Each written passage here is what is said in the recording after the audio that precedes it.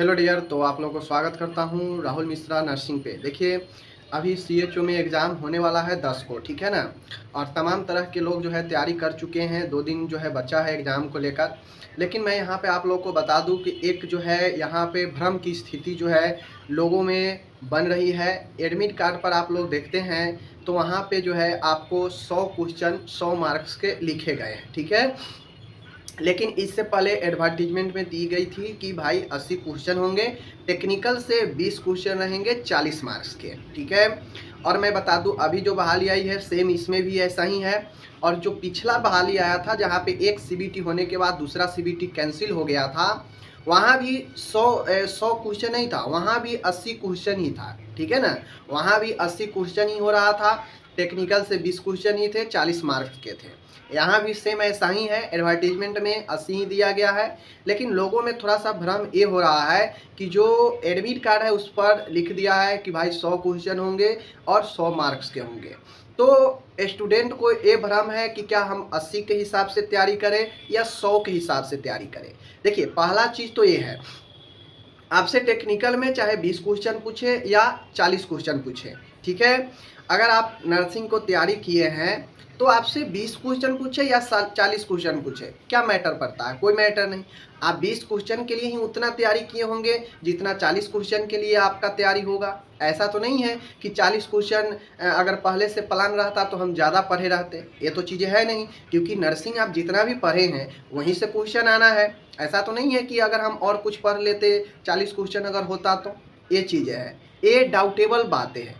लेकिन जो ज़्यादा संभावना लग रहा है वो 80 क्वेश्चन का ही लग रहा है, ठीक है। एडमिट कार्ड पर हो सकता है कि वो सिस्टम जनरेटेड है तो वहाँ पे थोड़ा सा मिस हो गया होगा, वो बातें अलग है। या ये भी हो सकता है कि 100 क्वेश्चन भी हो सकता है, एडमिट कार्ड पर इंस्ट्रक्शन दे दिया है तो हो सकता है वो लोग 100 क्वेश्चन का सॉफ्टवेयर तैयार किए होंगे।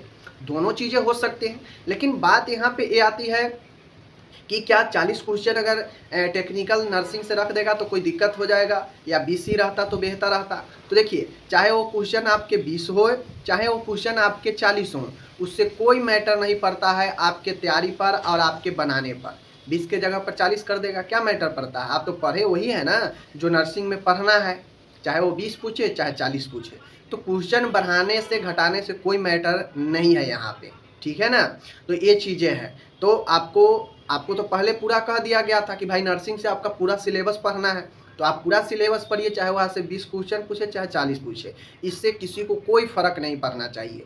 लेकिन जो संभावना है वो ज़्यादातर लग रहा है 80 क्वेश्चन का ही, ठीक है ना।